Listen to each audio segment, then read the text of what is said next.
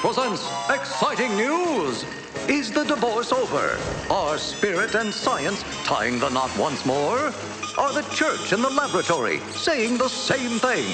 Out of the misty ages of antiquity, the quest for the divine and the quest for knowledge about the universe marched hand in hand.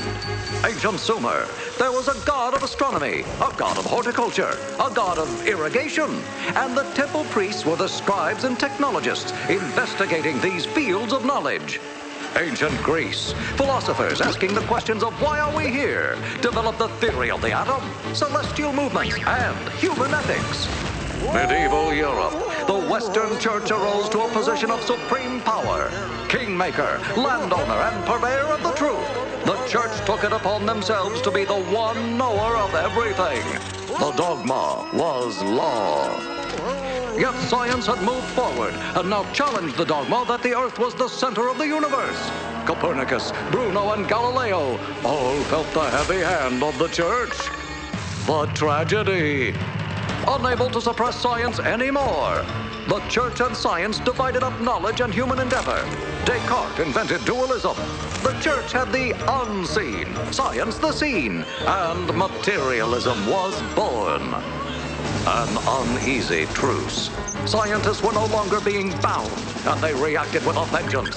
All the unseen is fantasy, delusion. We are strictly little machines running in a predictable machine universe governed by strict immutable laws. The Church pushed back. Soulless scientists were condemned to hell. Darwin countered.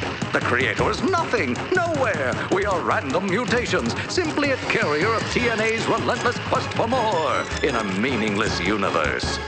And meanwhile, both science and religion were hitting the wall. If everything was mechanistic and God was the holy creator, then what were we humans supposed to do? Science dug ever deeper into a dead universe and stumbled upon and unlocked a mystery. In tiny corners of space and time, scientists found unfathomable energy and mind-numbing mysteries. Mysteries that suggest we are all connected, that the physical universe is essentially non-physical.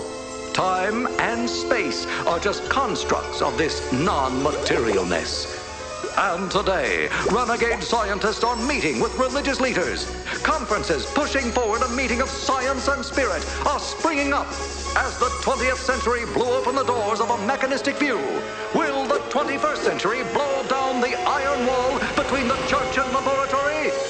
This is your Is Newsreel reporter, signing off.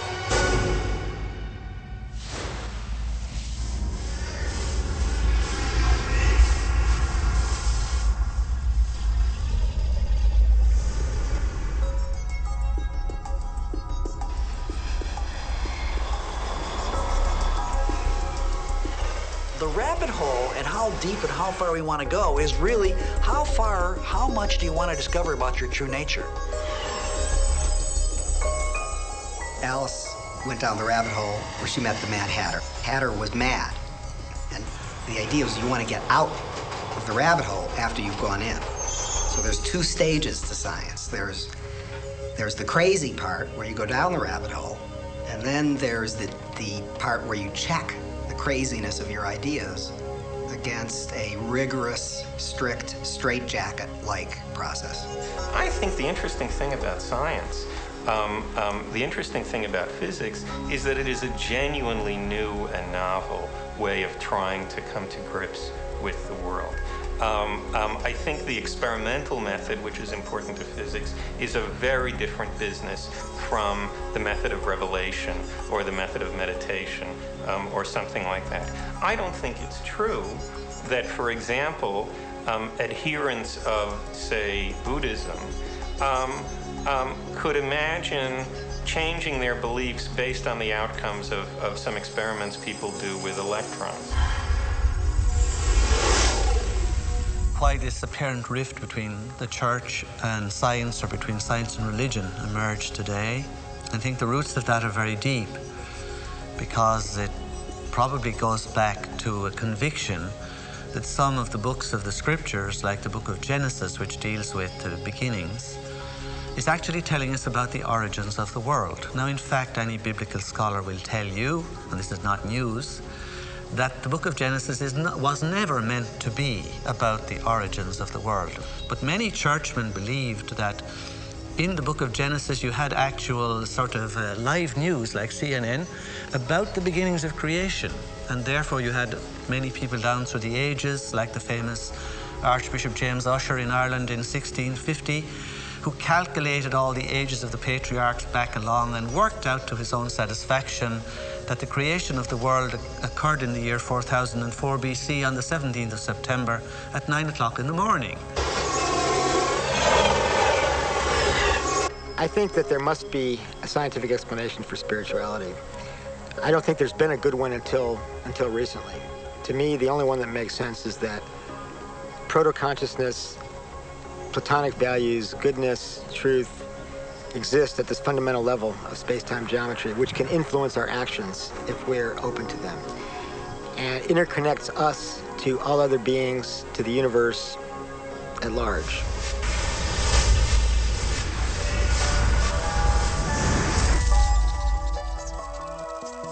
It's time to get wise.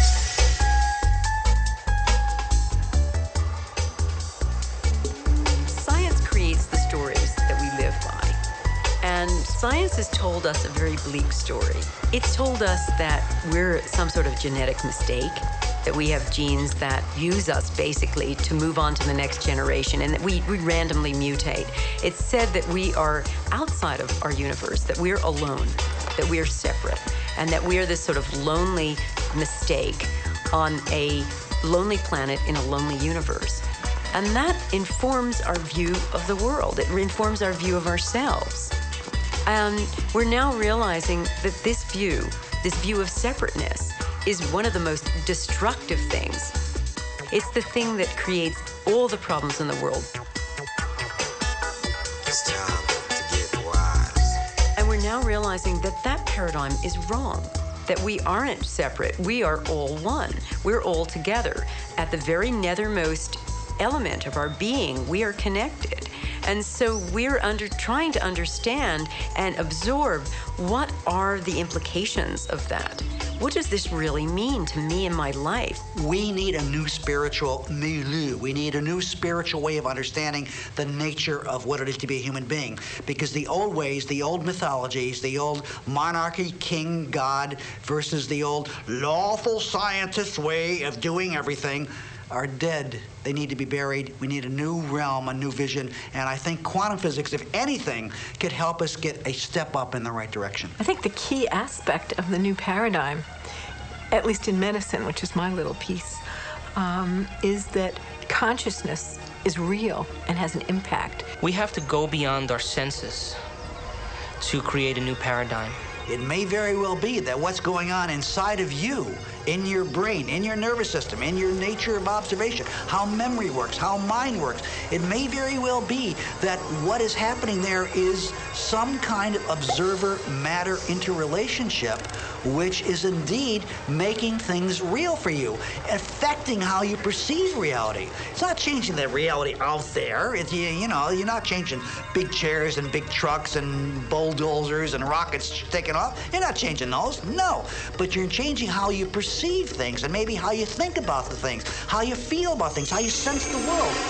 The infinite information that the brain is processing every single second tells us that there's more to the world than we're perceiving.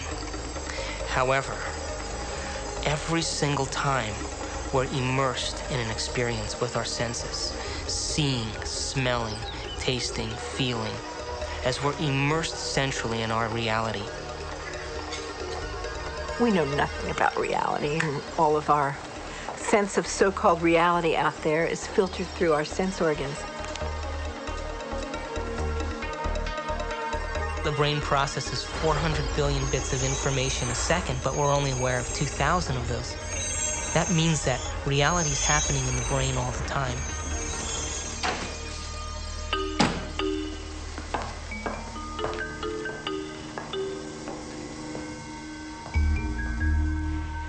You should try it. How do I know what I'm doing? I and the vase are one. Hey, might help your work too. I lived through my eyes.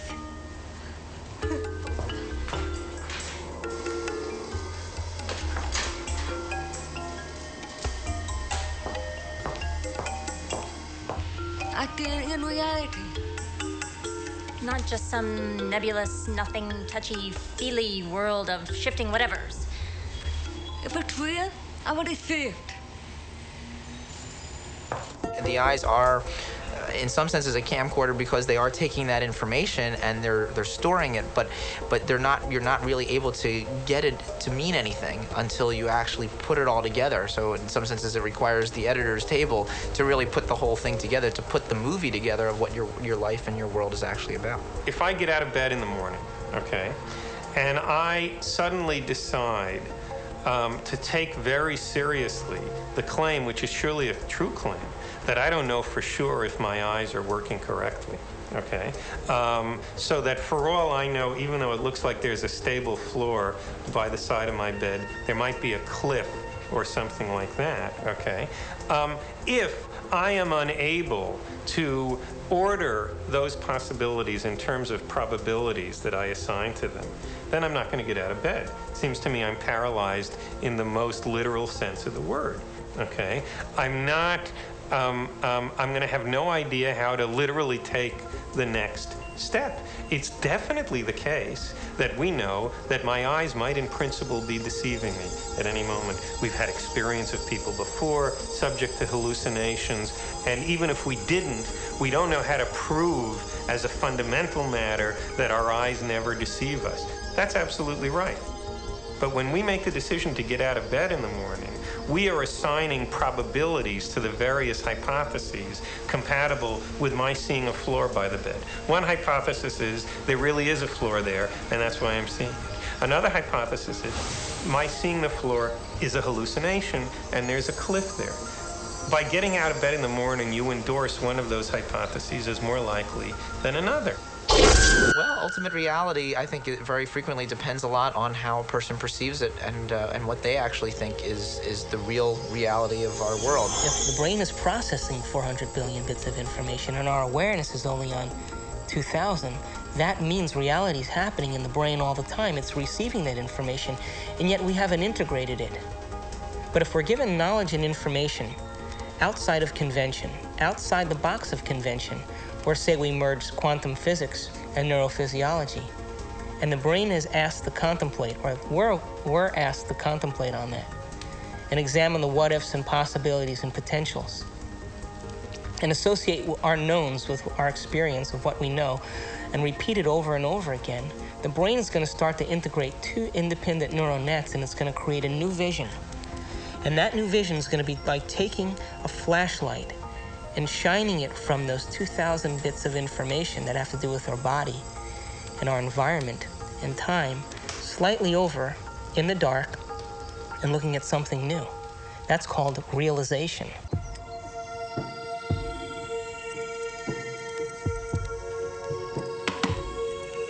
You okay?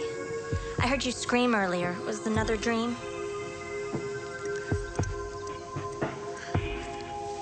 You were an Indian, watching Columbus's ship materialize out of thin air. Wow. And this medicine man kept hitting you.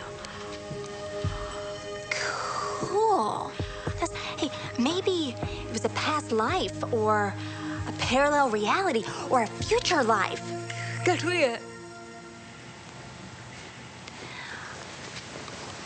Or maybe that dream was trying to tell you the truth. I guess it just depends on what you think is real. Maybe you should try different anxiety pills. My pills are fine, okay? Thank you. Well, I have to go get dressed. I hope you feel better, Amanda.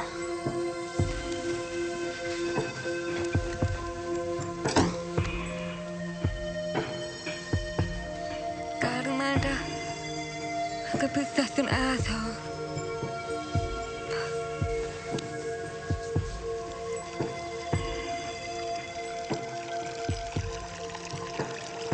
People ask me, why does quantum mechanics matter, given that it's little tiny stuff and who cares? There are three possible answers. From a practical point of view, it doesn't make any difference at all. I mean, you still have to go to work and drive your car and do all the rest of it. From a second point of view, it actually infiltrates everything in the world, especially the world of electronics. When you go to the supermarket and you do the scanning at the checkout, that's a quantum mechanical effect. But I think the important part is the third one, which is essentially a philosophical issue. Why are philosophers so passionate about deconstructing the assumptions of the world? I finally got it. I got it as a result of looking at quantum mechanics and comparing it to classical mechanics. They present two very different ways of thinking about the way that the world works and about what we are. So from a classical perspective, we are machines. And in machines, there's no room for a conscious experience. It doesn't matter if a machine dies. You can kill a machine, you can throw it in a dump, it doesn't matter. If that is the way that the world is, then people will behave in that way. But there's another way of thinking about the world which is suggested, it's pointed to by quantum mechanics, which suggested that the world is not this clockwork thing, but it's more like an organism. It's a highly interconnected organismic thing of some type, which extends through space and time. In that kind of environment, what I think and the way that I behave has a much greater impact, not only on myself, but on the rest of the world, than it would if it was a classical world. So from a very basic point of view having to do with morals and ethics, what I think affects the world. That's, I mean, in a sense, that's really the key for why a worldview change is important. Let's talk about the subatomic world, and then we'll talk about what it's telling us about reality. The first thing I want to tell you about the subatomic world is it's totally a fantasy created by mad physicists trying to figure out what the heck is going on when they do these little experiments. By little experiments, I mean big energy in little spaces and little pieces of time. It gets pretty nutty at that realm of things. And so subatomic physics was invented to try to figure that all out. We need a new science down there. It's called quantum physics, and it is subject to a whole range of debatable hypotheses, thoughts, feelings, intuitions as to what the heck is really going on. So on the one hand, you had a theory which from the conceptual standpoint was profoundly puzzling, and on the other hand, from the practical standpoint, was vastly more successful than anything we had ever seen before. This is the kind of situation that produces the tension that all of the investigations of foundations of quantum mechanics are feeding off of since then. Because on the one hand, this is an acutely paradoxical, puzzling, conceptually confusing theory. On the other hand, we have no option along the lines of throwing it out or neglecting it because it is the most powerful, proven tool for predicting the behaviors of physical systems that we have ever had in our hands. The universe is very strange. There seem to be two sets of laws that govern the universe. In our everyday classical world, meaning at roughly our size and time scales, things are described by Newton's laws of motion, set down hundreds and hundreds of years ago. And they work very well for billiard balls and cannonballs and gravity. However, when we get down to a small scale, when we get down to, say, the level of atoms, a different set of laws take over. These are the quantum laws, quantum theory, quantum mechanics. And at that level, particles may be in multiple places at the same time. They may behave as waves smeared out spatially and temporally. They may be interconnected over great distances. They may be unified into one quantum state, into one state, governed by one wave function. And the borderline, the threshold, this curtain between the quantum world and the classical world is really mysterious. It's called sometimes the collapse of the wave function, because in the quantum world, everything is in superposition of multiple possibilities, and in the classical world, these multiple possibilities seem to collapse to particular definite choices, so everything is in one particular place. Quantum mechanics is really the play and display of information, the play and display of potentiality, waves of information, waves of potential electron. And it's important, the word potential. This isn't the world of electrons, it's the world of potential electrons. But when you have to ask the question, waves of what, really? What is the field that is waving? Is it the ocean? No, it's a universal ocean, an ocean of pure potentiality. An ocean of abstract potential existence. We call it the unified field, or superstring field. And that's what we're made of. Connectivity among all things is a basic constituent of the fabric of reality. It's very difficult to wrap your mind around that. But Erwin Schrödinger said, he's one of the founders of quantum mechanics, that entanglement, which is this idea of this connectivity, is not just a property of quantum mechanics, it's the property. It's the property of quantum mechanics that makes it very, very strange. And it doesn't seem to fit in with our ordinary world, our ordinary experience, but in fact, it actually does.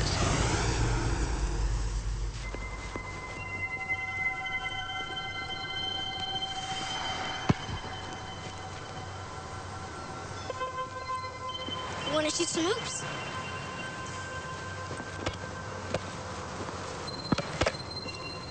No, you don't have to be like that. Come on and play. Look, he likes you. Don't you have time for a little one-on-one? How long has it been since you played? Come on, you got the ball. Take a shot. No, my lady, not from there. It's out of bounds. Gotta be on the court to be in play.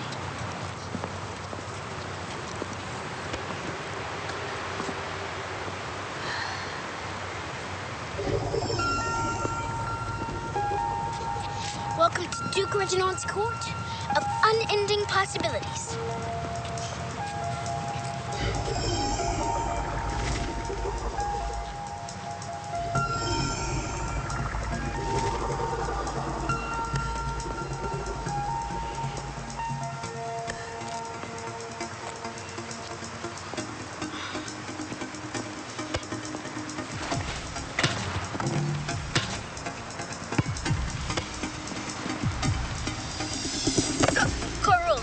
Gotta sink the last one.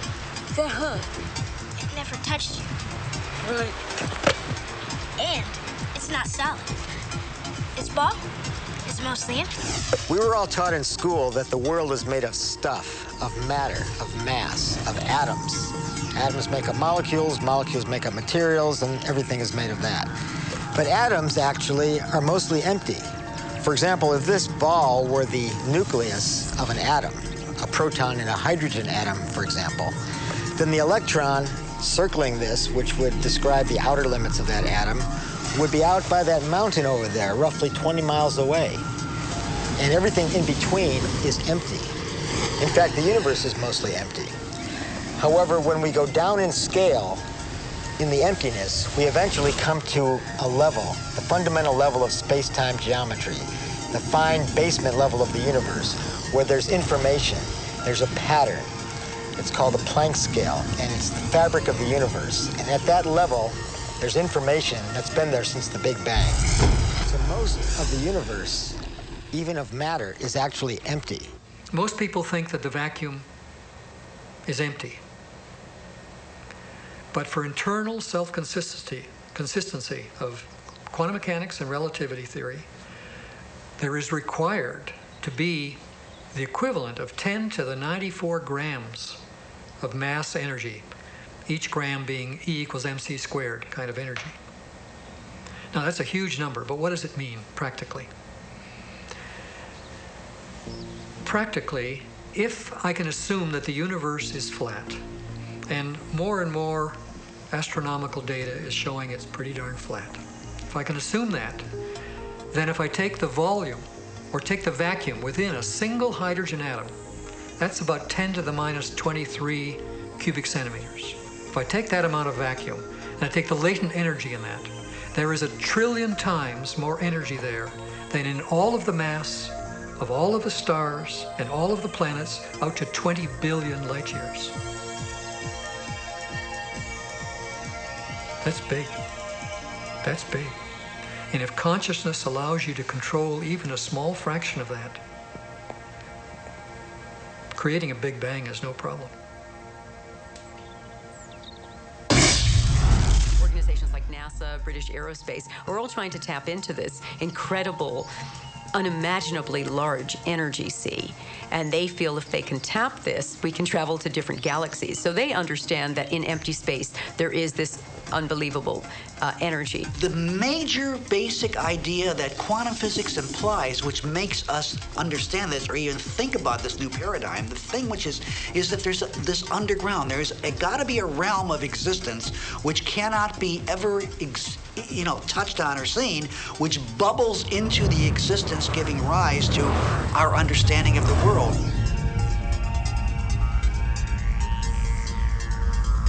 The tighter physics have tried to grasp onto physical reality, to understand what it's really made of. What are the core building blocks of life? At the basis of it all, life, the universe, slips through your fingers.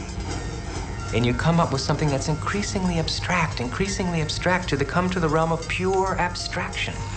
And that's what the unified field is. It's pure abstract potential, pure abstract being, pure abstract self-aware consciousness, which rises in waves of vibration to give rise to the particles, the people, everything we see in the vast universe.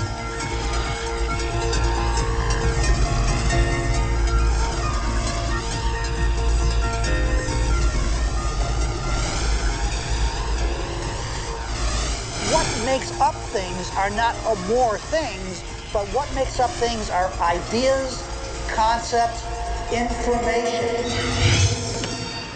And like I said, it never touches.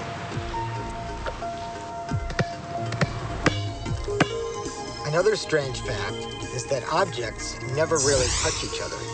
When I dribble this ball, the atoms of the ball and the atoms of the ground never actually meet. So nobody touches nothing. Come on, put your stuff down. Nobody's gonna take it. Like I said, this is my court. It's no problem.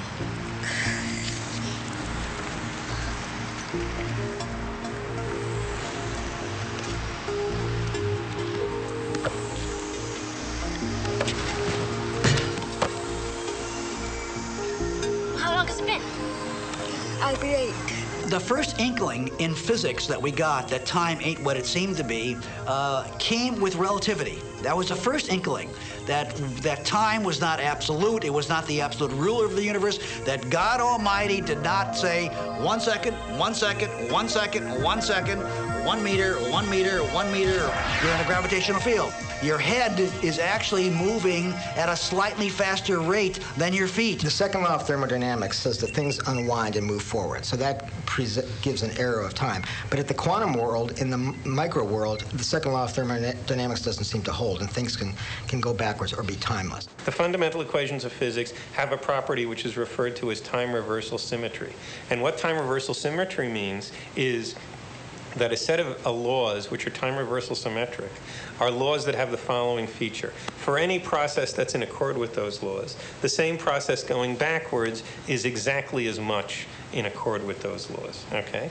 That ought to mean that that milk jumps out of coffee as often as it dissolves into it, that people get younger looking as often as they get older looking, that we have the same kind of access vis-a-vis knowledge to the future as we do to the past, that by acting now we ought to be able to influence the past just as much as we can influence the future. All of that is wrong. All of that comes into violent conflict with the way we psychologically experience the world. One of the most unpalatable ideas still, in spite of the fact that quantum physics has been around a long time, is the possibility or the notion that the future can have a causative effect on the present. We believe that the past can have a causative effect on the present. I hold the ball, I drop it, it falls. Cause, effect when it hits the ground. But could the ground be the cause of my dropping the ball in the first place? It's only in conscious experience that it seems that we move forward in time. In quantum theory, you can also go backwards in time, and there's some suggestion that processes in the brain related to consciousness project backwards in time. For example, in the late 1970s, a neurophysiologist at University of California, San Francisco, named Ben Libet, did some very famous experiments. What Libet did was to study patients who were having neurosurgery on their brains, with their brains exposed, while they were awake. They were given a local anesthetic to numb the area of the skull and scalp to access their brains. And they were awake, and Ben would talk to these people.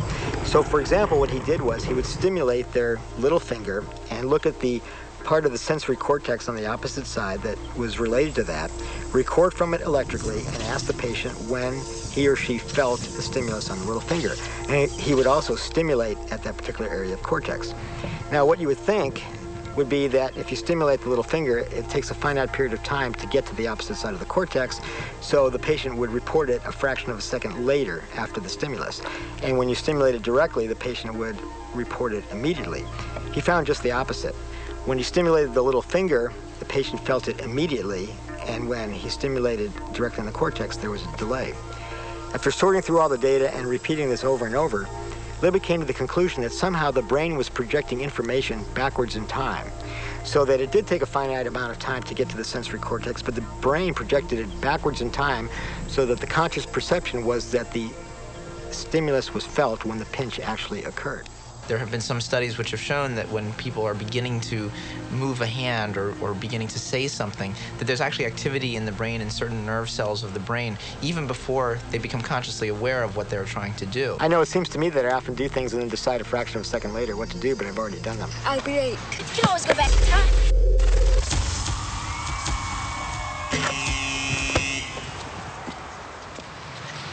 What's the matter?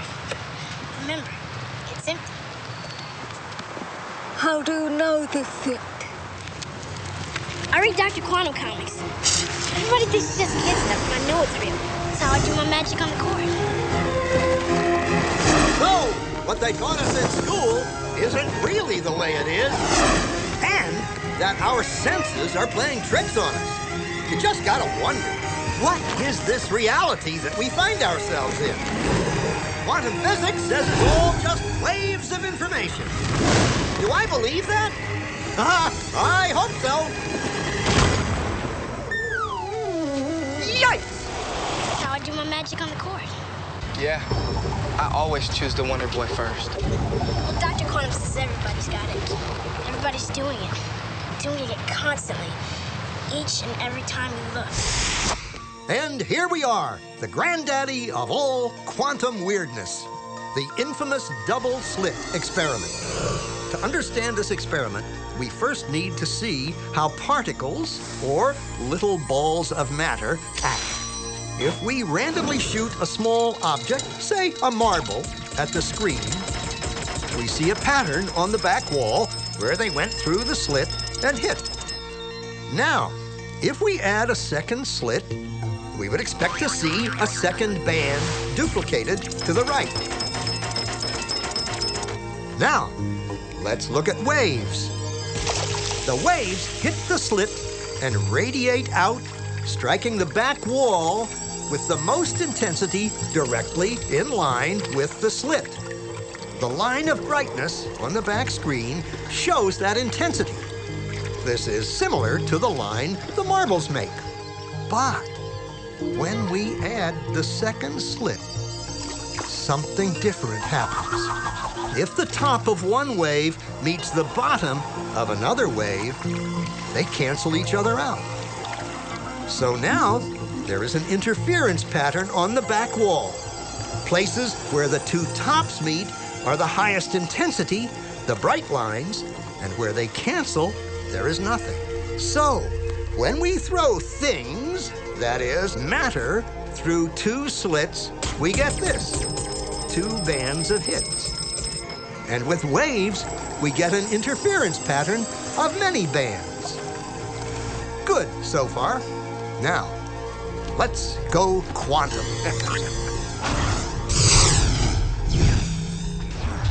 An electron is a tiny, tiny bit of matter, like a tiny marble. Let's fire a stream through one slit. It behaves just like the marble, a single band. So, if we shoot these tiny bits through two slits, we should get, like the marbles, two bands. What? An interference pattern. We fired electrons, tiny bits of matter through, but we get a pattern like waves. not like little marbles. How? How could pieces of matter create an interference pattern like a wave? It doesn't make sense. But physicists are clever. They thought, maybe those little balls are bouncing off each other and creating that pattern. So they decide to shoot electrons through one at a time. There is no way they could interfere with each other. But after an hour of this, the same interference pattern is seen to emerge. The conclusion is inescapable. The single electron leaves as a particle, becomes a wave of potentials, goes through both slits, and interferes with itself to hit the wall like a particle. But mathematically, it's even stranger. It goes through both slits, and it goes through neither. And it goes through just one, and it goes through just the other. All of these possibilities are in superposition with each other. But physicists were completely baffled by this. So they decided to peek and see which slit it actually goes through. They put a measuring device by one slit to see which one it went through and let it fly. But the quantum world is far more mysterious than they could have imagined. When they observed, the electron went back to behaving like a little marble. It produced a pattern of two bands, not an interference pattern of many. The very act of measuring or observing which slit it went through meant it only went through one, not both. The electron decided to act differently, as though it was aware it was being watched. And it was here that physicists stepped forever into the strange, never world of quantum events. What is matter? Marbles or waves? And waves of what? And what does an observer have to do with any of this? The observer collapsed the wave function simply by observing.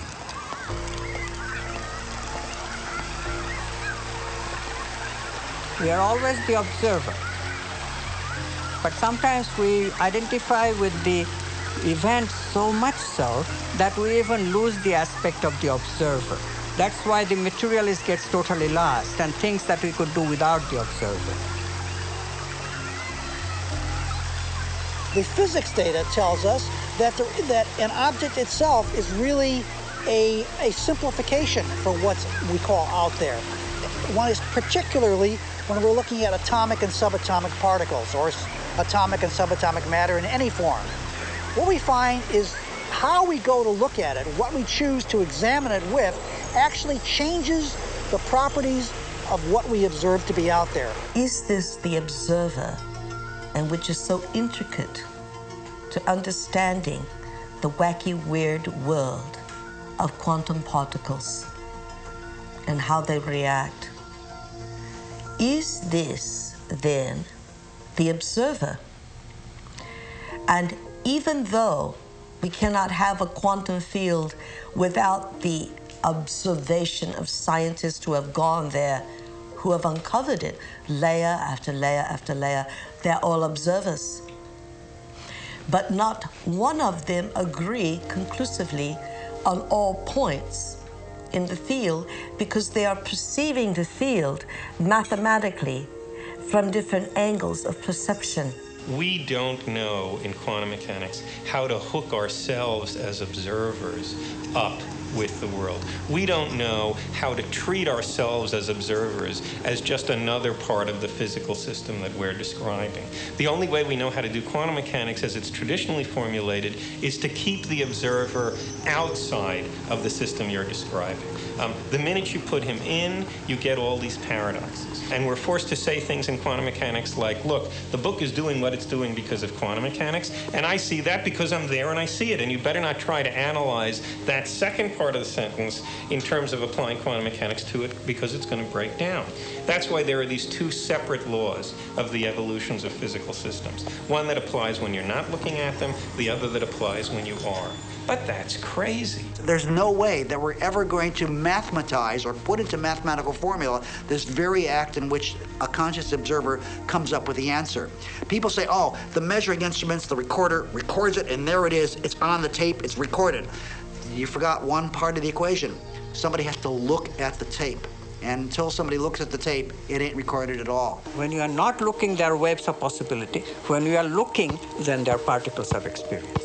A particle, which we think of as a solid thing, really exists in a so-called superposition, a spread out wave of possible locations. And it's in all of those at once. The instant you check on it, it snaps into just one of those possible positions. It's easy to generate situations where the equations of motion will predict that, say, the wave function, the psi of a certain basketball, is uniformly distributed all over the basketball court. We don't have any idea what a state like that would look like. According to the law of quantum mechanics, that's supposed to be a state in which it fails to make any sense even to ask the question, where is the basketball? That is, according to the law of quantum mechanics, asking the question, where is a basketball whose psi is uniformly distributed over a whole basketball court, is the logical equivalent of asking about, say, the marital status of the number 5. Okay? It's not that you don't know the answer, you don't happen to know whether the number 5 is married or a bachelor. It's that the question somehow is radically inappropriate in the first place. The number 5 doesn't have a marital status, there's nothing there to ask about, and similarly, a basketball whose wave function was uniformly distributed over the entire basketball court would not have a position that could even coherently be asked about. Now, the crux of the measurement problem is precisely that, although the Schrodinger equation predicts under certain circumstances which we basically know how to reproduce in the laboratory, that basketballs should go into states like that, states where there fails to be any intelligible fact, any sensible question even about where they are. And yet, when we go look at the basketball court in situations like that, we invariably see either a basketball over here, or a basketball over there, or a basketball over there. The fact that we see the basketball in some specific location, as opposed to seeing it in some science fiction state that we can't even imagine what it looks like, where there fails to be a question about what its location is, the fact that we always see it in some definite location is an explicit violation of these equations of motion, and it's exactly there that the measurement problem comes up. When you observe, things happen. When you don't, they don't.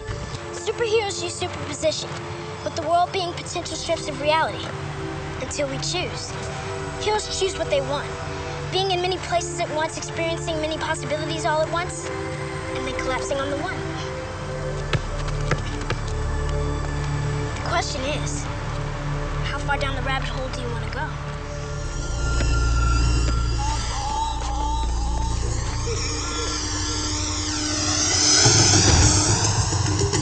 Your own mind is creating multiple possibilities in your subconscious. The superpositions of possibilities are in your subconscious. I mean, you may be consciously aware of them, but they exist, I think, in superposition of multiple possibilities, which after a while will collapse to one or the other. Project or plan into the future or cast a thought ahead of itself. Nice shot.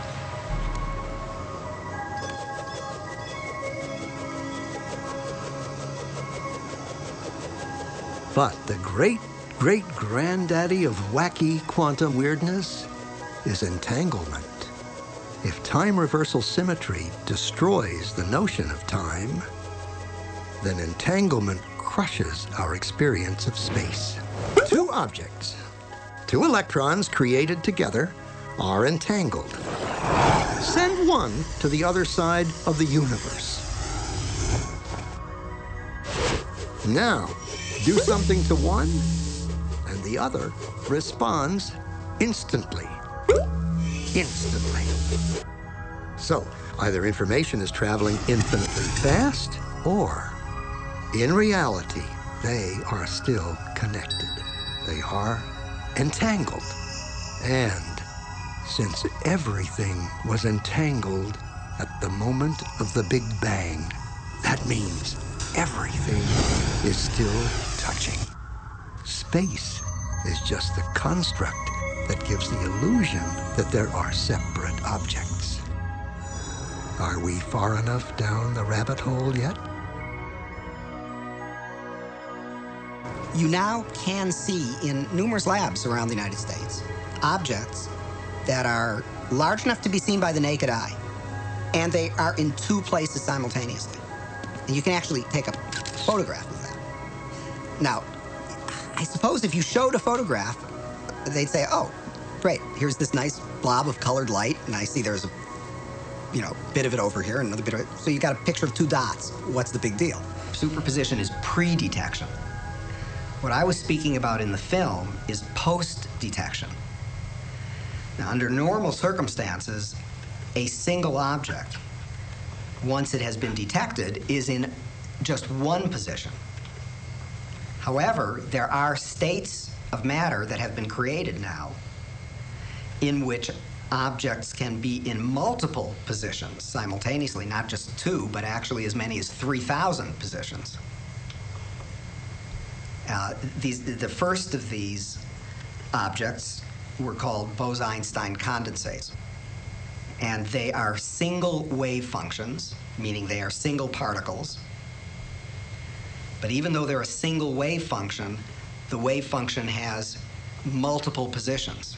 And if you say, well, look right in the chamber. You can see it right there. Oh, I see two things there. You say, no, that's not two things. That's one thing. It's the same thing in two places. Tricky point here is that it's still a single wave function.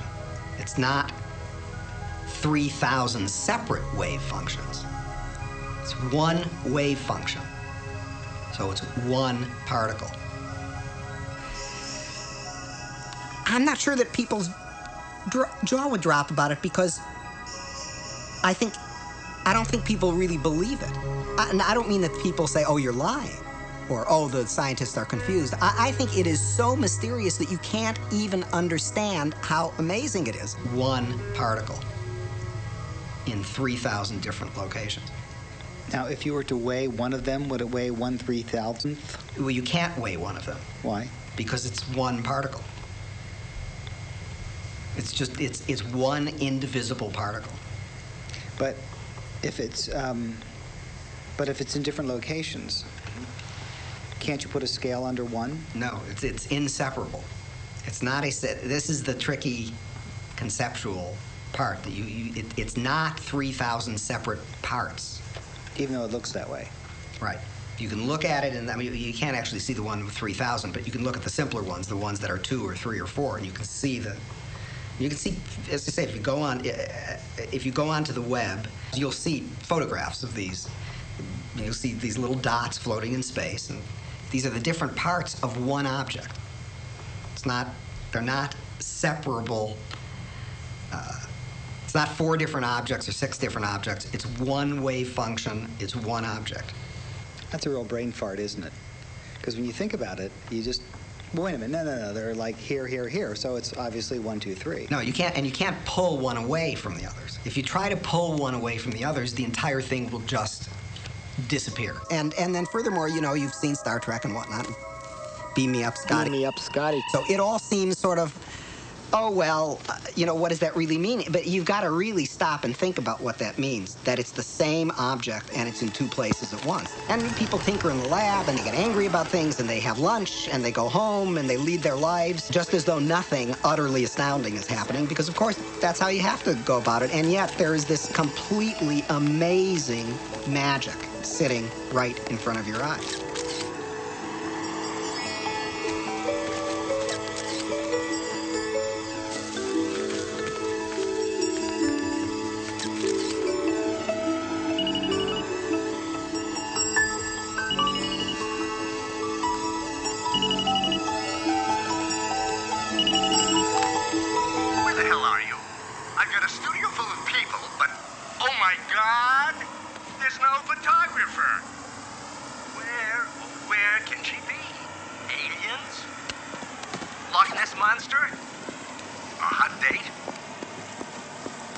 We took 2 simple black boxes like this.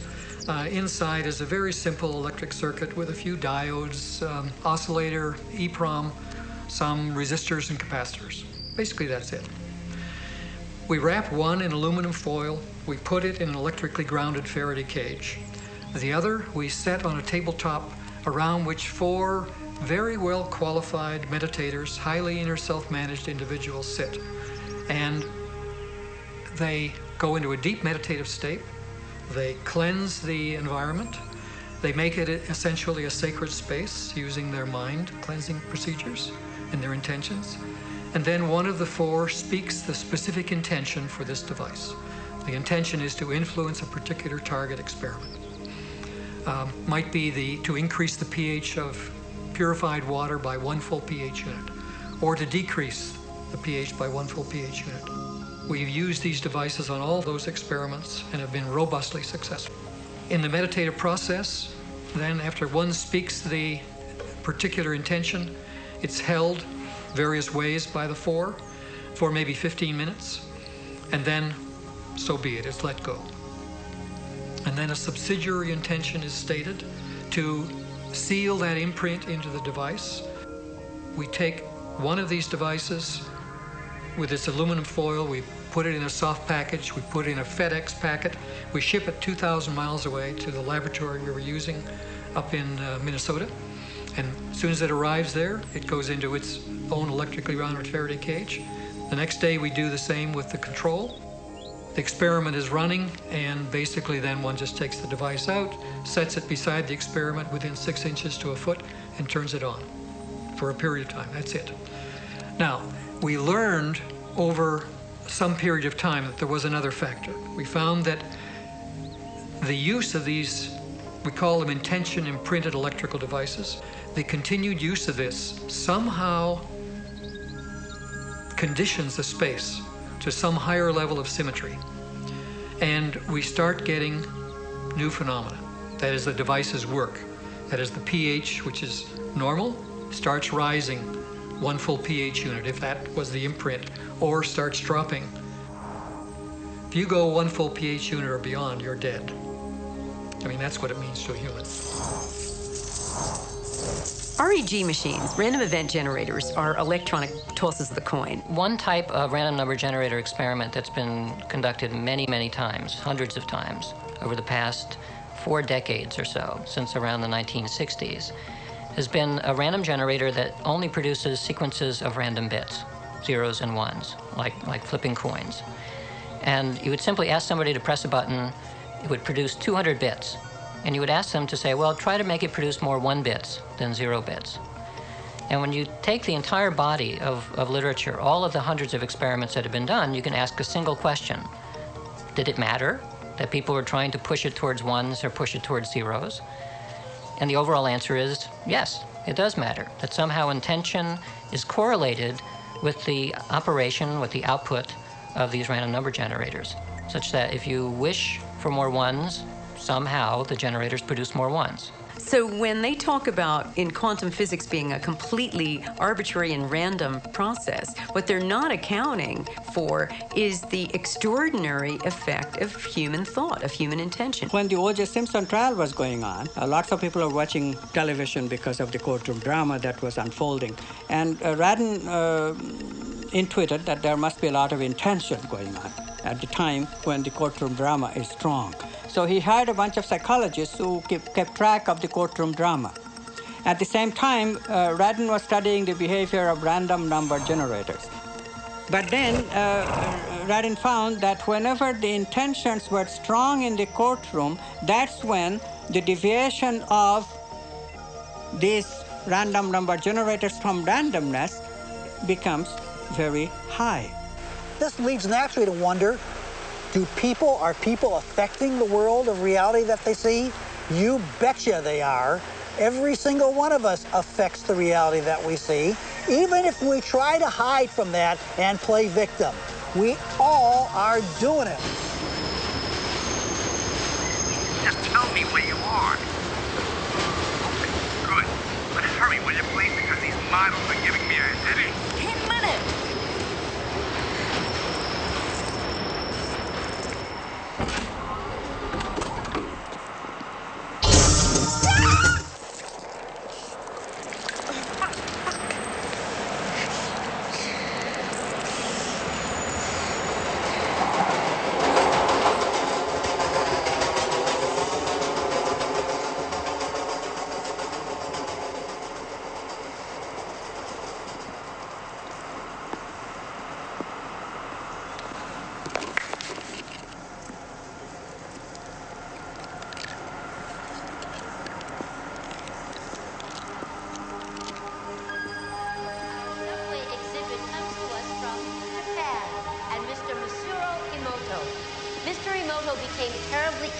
interested in the molecular structure of water and what affects it. Now, water is the most receptive of the 4 elements. Mr. Emoto thought perhaps it would respond to non-physical events. So he set up a series of studies, applied mental stimuli, and photographed it with a microscope. For one sample of water, we drop about 0.5 cc's onto each 50 petri dishes. Then we take those 50 petri dishes and freeze them in a freezer at minus 25 degrees Celsius for about 3 hours. We take those frozen samples into a refrigerator that is set at minus 5 degrees Celsius, where a microscope with a camera is set up. There we take photographs of each of the 50 water drops individually. We first take photographs of water that we did not put any information in. Then we take the water with information and do the same procedure just described. We take those before and after photographs and compare the differences.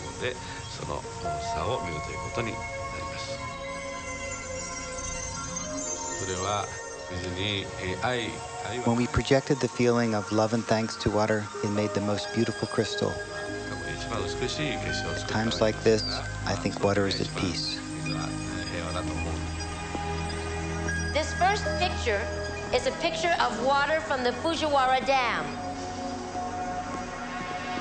And this picture is the same water after receiving a blessing from a Zen Buddhist monk.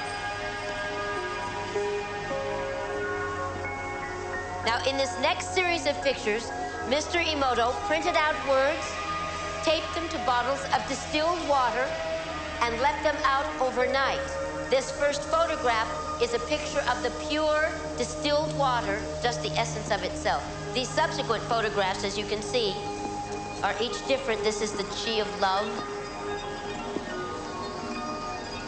And we move along here to thank you. And you can see where he taped that to this bottle here. But if you read Japanese, you already knew that. Now, Mr. Emoto speaks of the thought or intent being the driving force in all of this. The science of how that actually affects the molecules is unknown, except to the water molecules, of course.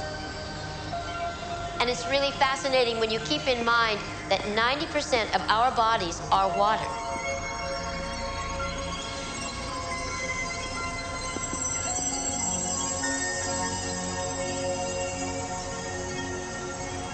Makes you wonder, doesn't it? If thoughts can do that to water, imagine what our thoughts can do to us.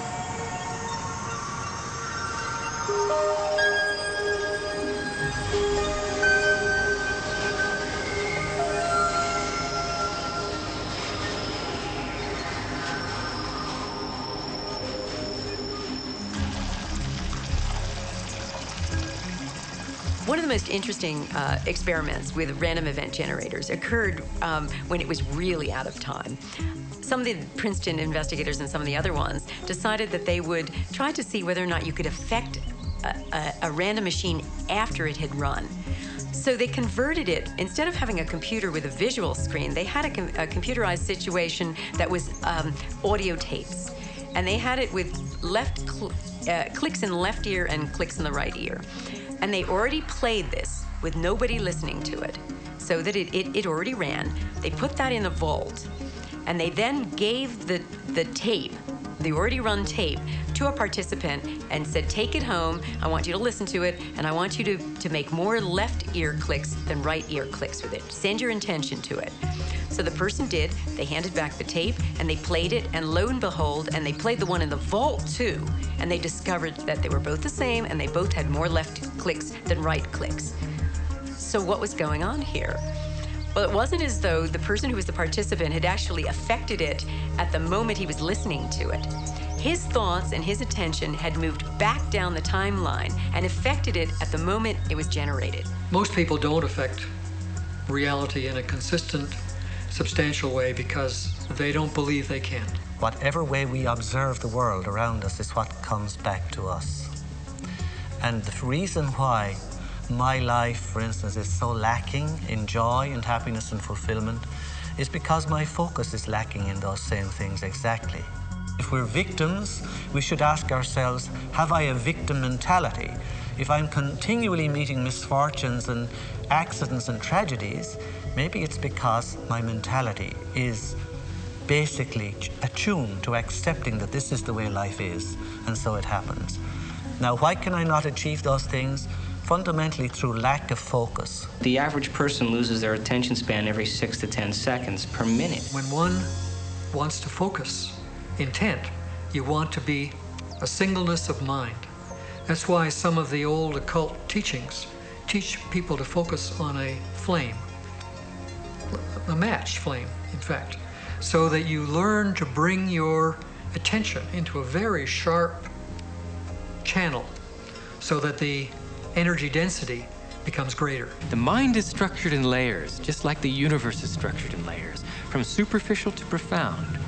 And if we use the mind at a very superficial level of ordinary thought, we have very limited power. We can barely move a speck of dust across a tabletop without using our hands. So weak can consciousness be. But at the deepest level of consciousness, consciousness creates universes. But we always wonder, don't we? When we wish for all of those, to be able to heal with the touch and to raise the dead and to manifest a loaf of bread in our hand. And we always wonder why we can't do that, but we can never ask a question that we don't already know the answer to. And the answer is because we don't believe we could do it, and it interferes with our agenda of our own personal addictions that define us. We have never had enough time to care for anyone else other than our own emotional addictive needs.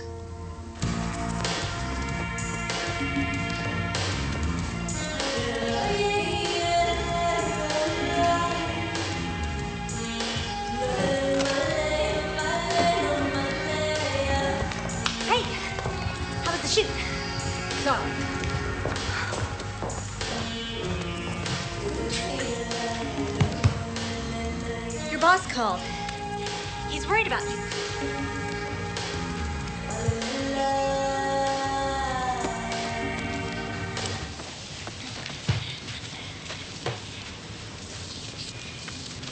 Amanda, I want to thank you for letting me stay here. I know I'm a bit much sometimes and that it's been tough after Bob and all. And you've just been so wonderful. I mean, I make a mess and, well, I clean up afterwards, but it's not really your style. Sometimes I think you make me sane. Me? The day I make someone sane, they're in trouble. Anyway, I made you something as a thank you gift.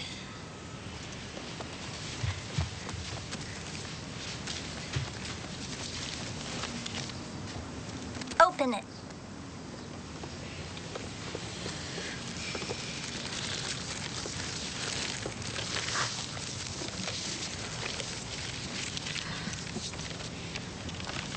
I went through your pictures and picked my favorite ones. And it took me forever because there's so many good ones.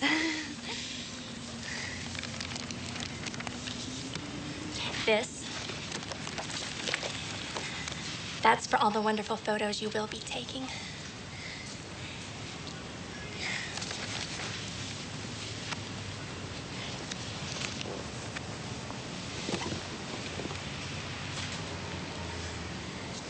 Oh. I've had a strange day.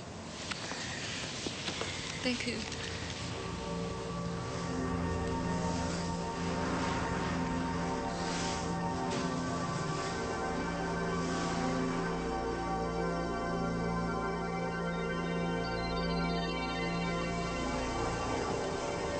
Why are we here?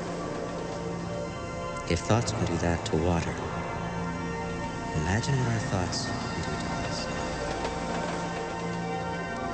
What thoughts are made of? Is there a substance of thought?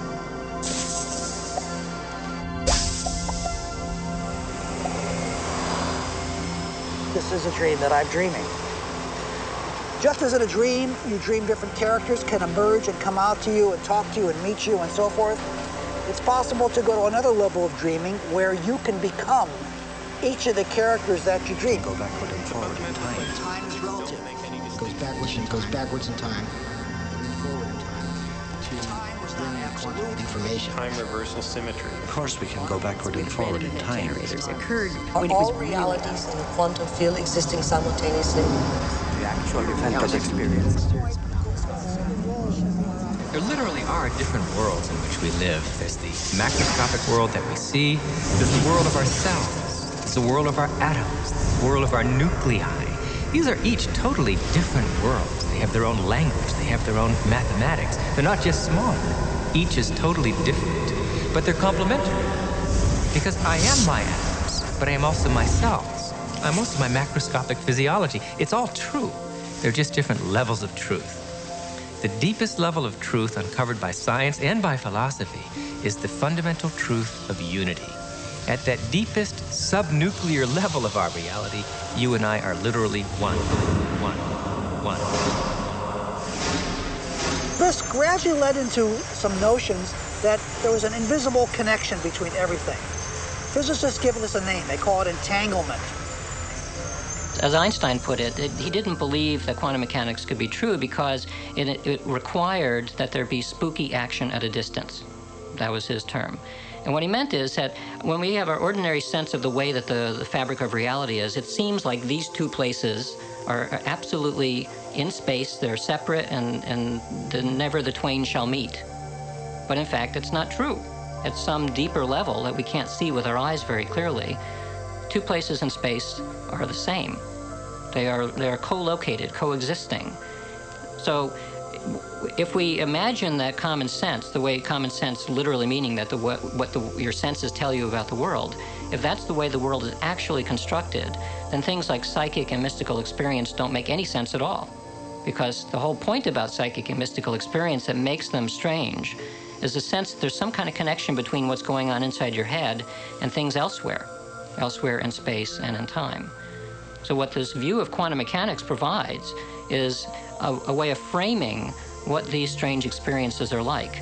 And it reframes it from somehow magically information is getting inside my head from signals or forces or something into a different view, which is that in a sense your head, yes, is here, but it's also spread out through space and time.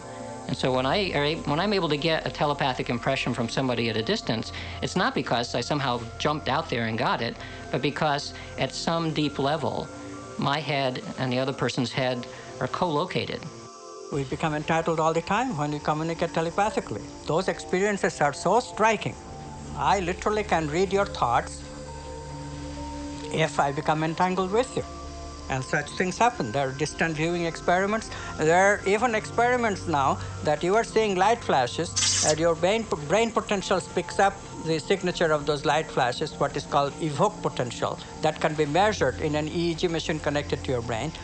And I am sitting over there, no light flashes, I cannot see you, and still my brain potentials, because I am correlated with you in terms of intention, I intend to be directly communicative with your experiences. That intention produces me, gives me the capability of simultaneously having the similar brain potential in my brain. It was first done by Jacobo Greenberg at the University of Mexico and now repeated by Peter Fenwick in London. The day should be the sunrise. It should be the beginning of great thought. I wake up in the morning and I consciously create my day the way I want it to happen. Now sometimes, because my mind is examining all the things that I need to get done, it takes me a little bit to settle down and get to the point of where I'm actually intentionally creating my day. But here's the thing, when I create my day, and out of nowhere, little things happen that are so unexplainable, I know that they are the process or the result of my creation. And the more I do that, the more I build a neural net in my brain that I accept that that's possible. gives me the power and the incentive to do it the next day. And we all create our own realities. And we do that because we are the observer. We are each the own observer of our own reality. And each of our individual consciousnesses creates our own individual reality in the most amazing way. My son, Evan, the physicist, says, you know, it's an additive thing. I mean, if I'm holding one reality and someone else is holding another reality. I mean, it's the Super Bowl this afternoon. And the reality that the Eagles are holding is a different reality than what the Patriots are holding. And only one of those realities are going to be the real reality. So there's some additive, and there are interference patterns. Well, I think if we keep quantum physics and the understanding very simple for the layperson, that our observation has a direct effect on our world. I think if we keep it very simple, then people can get about the business of beginning to practice the skill of observation. See, the subatomic world responds to our observation, but the average person loses their attention span every 6 to 10 seconds per minute. So that doesn't leave a lot of room for our attention span. So how can the very large respond to someone who doesn't have the ability to even focus and concentrate? Maybe we're just poor observers. Maybe we haven't mastered the skill of observation, and maybe it is a skill.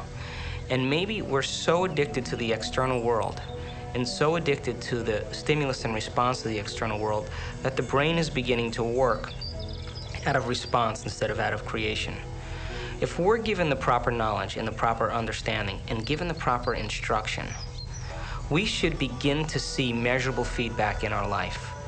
If you make the effort to sit down and design a new life, and you make it the most important thing, and you spend time every day feeding it like a gardener feeds a seed, you will produce fruit. We are running the holodeck. We are collectively, it's there, it has such flexibility that anything you can imagine it will create. And you learn, I mean, your intention causes this thing to materialize once you're conscious enough. Yes, so what is consciousness? What is consciousness? Well, consciousness is a very difficult thing to define. What is consciousness? Where does it come from? People have been trying to explain consciousness and try to figure out what exactly it is, what it means for us as human beings, why we even have it. On a simple way of defining it is it has to do with awareness, and in particular it has to do with awareness of the self. That's at least how we as human beings have self-consciousness, so that when we look in a mirror we recognize that it's ourselves that we're looking at and not some other person or some other animal. And do you think science will understand that better than having to handle a hot potato called consciousness that has so much cultish religion, backwater voodoo attached to it? Consciousness has been left out of the equations of physics in general, as well as quantum physics, for a very simple reason. It's easier to do things that way.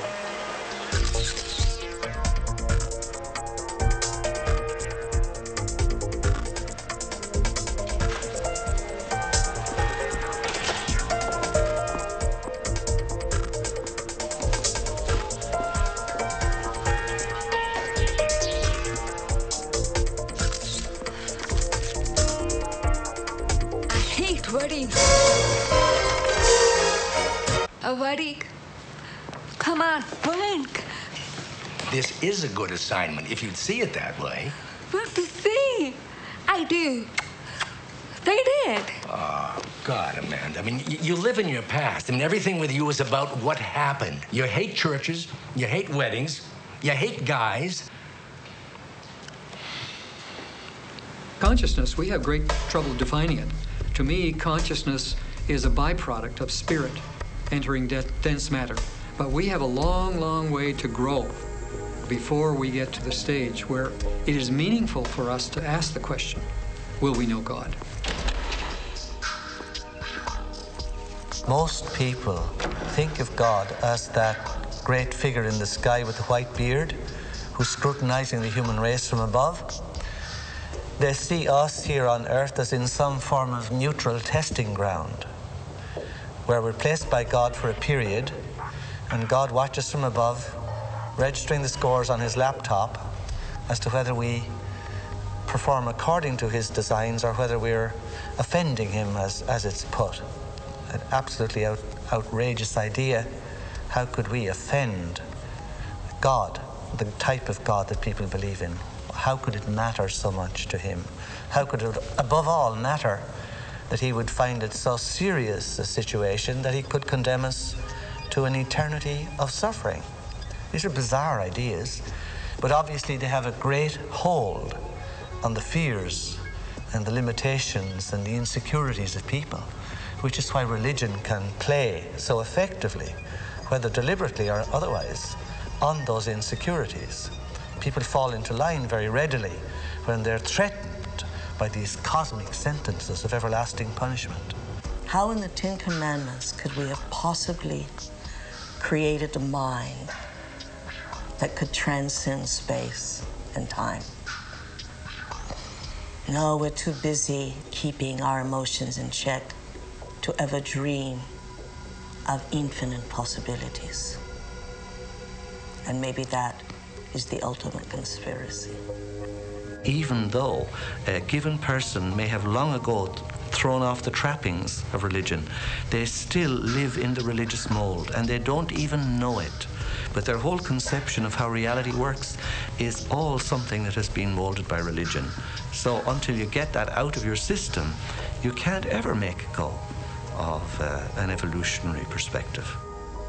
One of the problems with organized religions is that there is this sense of separateness, that it's only good to be a Protestant, or that people who are Catholics are the only people who know the way. And I think now our current understanding of quantum physics is this understanding of complete unity, and so that we have to derive our spirituality from a sense of unity.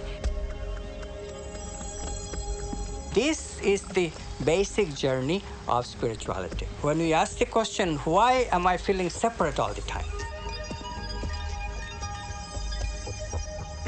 Speaking of God always conjures up the idea of the old guy with the white beard in the cloud, judging, observing, punishing, rewarding, or giving commands.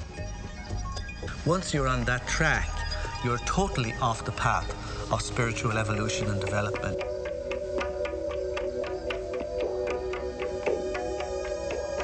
The great appeal of all to people who don't want to grow up, but want the great parent in the skies looking after them, is to ask Jesus to do it for me.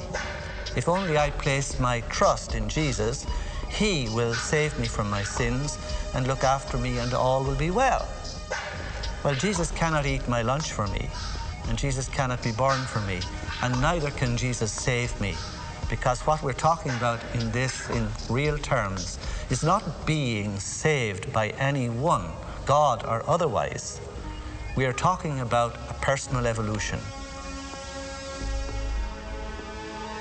The only reason that there is an addiction to religion is some way out of a mistake.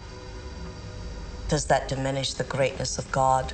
No, it actually opens the corral and lets God be eternal, absolute. The law that is given to us is the same law as given to that of those people on Sirius. They're given to us by the people in the Rose universe or the I universe. You know, and your Hubble telescope has finally seen galaxies of immeasurable beauty that in our heart and in our mind we long to engage.